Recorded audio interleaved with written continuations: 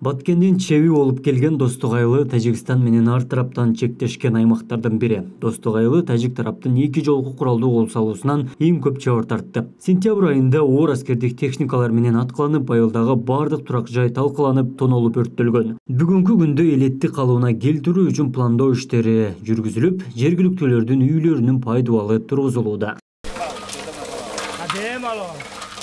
Чек арага чеп болуп жашап келе жаткан Инабат эне 44 жылдан бери Достук айылында күн кечирет. 5 балалуу эненин 10 бөлмөлүү үйү тажик тараптан тонолуп, андан соң өрттөлгөнүн айтат. Учурда Инабат айымдын турак жайынын курулушу кызуу жүрүүдө. Талкаланган үйүндө жашоого шарт жок болгондуктан үй коросунан кабар алып күн сайын келип турам дейт. Эненин эң негизги мүдөөсү тынчтык гана.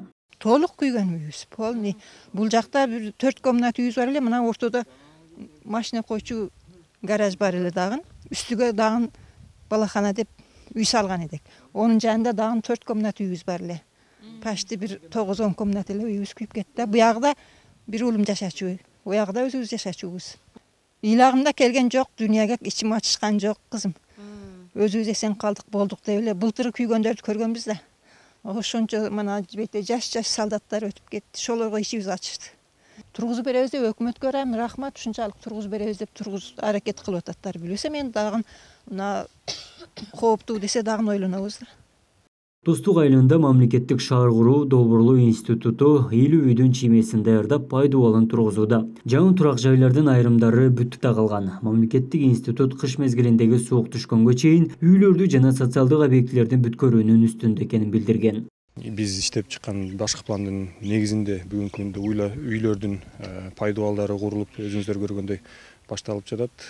Кыска мөөнөттө буюрса, ушу кыш келип суук түшкөнгө чейинки аралыкта үйлөрдүн эле эмес, жеке ушу социалдык объектилердин да курулушун каралып, камтыган ушу башкы пландардын негизинде жумуштар алып барылып атат. Бүгүнкү күндө акыркы маалыматтар боюнча 50ге жакын пайдубалдар курулуп бүттү.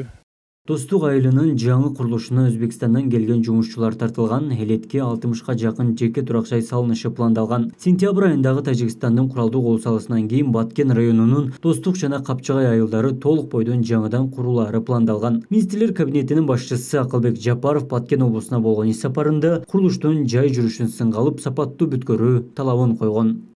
Абдумалик Базарбаев, Бектур Мойдонов, Ош ТВ.